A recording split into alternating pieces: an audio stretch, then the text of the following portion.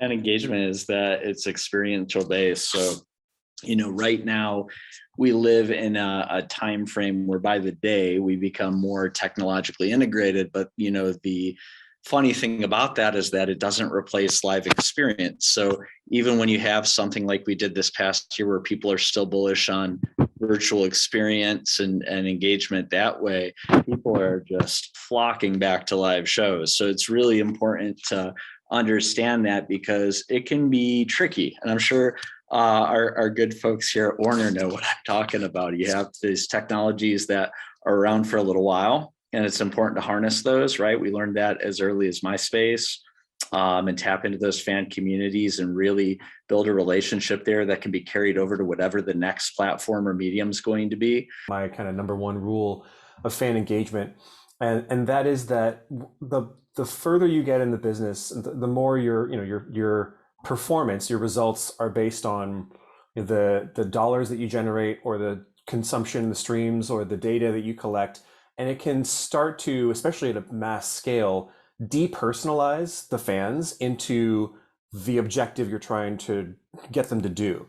And I find this especially true in e-commerce, but in every touch point where I'm reaching a fan, whether it's through a text message or an email or a website or a package to their door, trying to remind myself that every fan is a genuine human being, not a wallet or a credit card, and not an eyeball or an ear, but that the power of fan engagement is that when you get a mass of people who all share something and want to do something, want to consume something or engage with something, that you can harness them to do it even more intensely and in even greater numbers.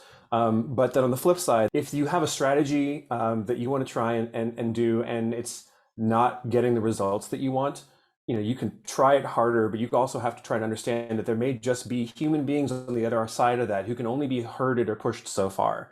And so the reactivity is, you often look at the data first, but to remember that there's just a mass of human beings with interests and drives, and what moves them to engage is what's truly authentic about the connection with them and the music that they love.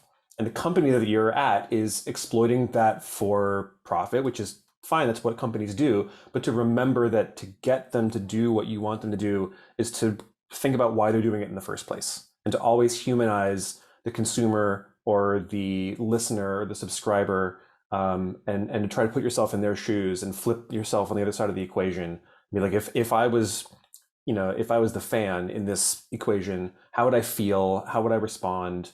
And always put that lens on things while you're working.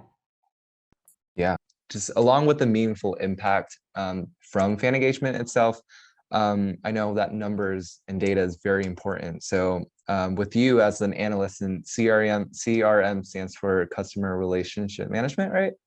Or something along that lines? Yeah, we rebranded. It's Audience and Insights now. Oh, okay, cool. Same thing. Same thing, yeah.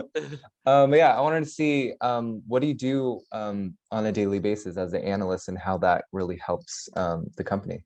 Yeah, I guess I don't know if I can dive too into specifics, but I guess like a general overview is I kind of just take a broad look at all of the numbers. Like anytime like you stream a song, it's logged, like the stream counter goes up, stuff like that. But that in and of itself isn't necessarily like the most important data, I guess. Like you can see like how many times the song has been streamed, but you can't really tell anything about them, if that makes sense. Like a number doesn't really tell an artist's whole story. So one of the best things that I go and look into is like social media. So I'll take a look at an artist's followers, see how they are, like what are the things that make the audience click, like what are they interested in besides the artist. And typically it's broken out into a couple different types. I guess like a broad like retro example, like a band like Nirvana or Green Day, so they'll have it's going to be pretty split, and you can kind of tell it's like people aren't really blending over. There's going to be a lot of kids like right now, like 18 to 24, they just got into it. They have pretty modern interests, gamers, tech guys. That's like a major segment for Green Day. And then there's also a couple like millennial Gen X people who found them while they were like at the end of high school, in that era, like their formative years, I guess. And they've grown up with that. They've continued to listen to that. Hey, let's go. Love Green Day. But is kind of stuff like that. You'll see that me like marketing to someone who's like finding out about Green Day, about like they're finding out about American Idiot on TikTok is not going to be the same person who waited in line to go buy the American Idiot CD.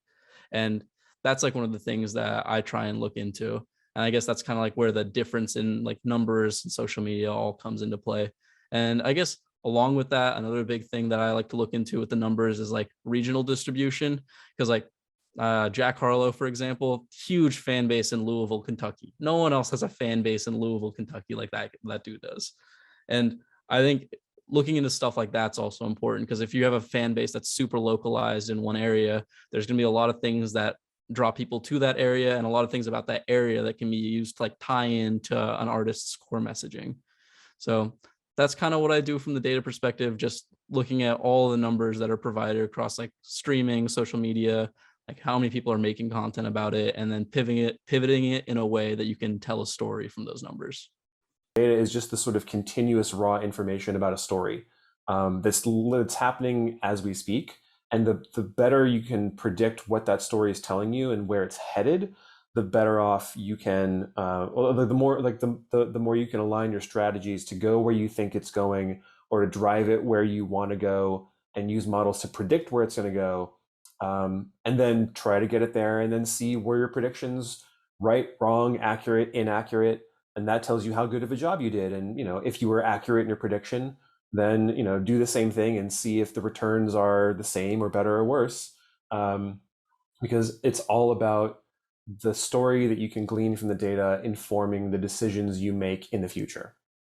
Don't get discouraged is what I've been telling everyone. It's kind of difficult to get into the industry sometimes, but as long as you keep trying, you keep like, even if you have to start off small, working at like just a venue or anything. I know a lot of people, they've had to apply 5 or 6 times before they were able to get a chance, but if it's what you really want to do, absolutely worth it. Just keep trying, be creative. Getting experience in those areas you're studying.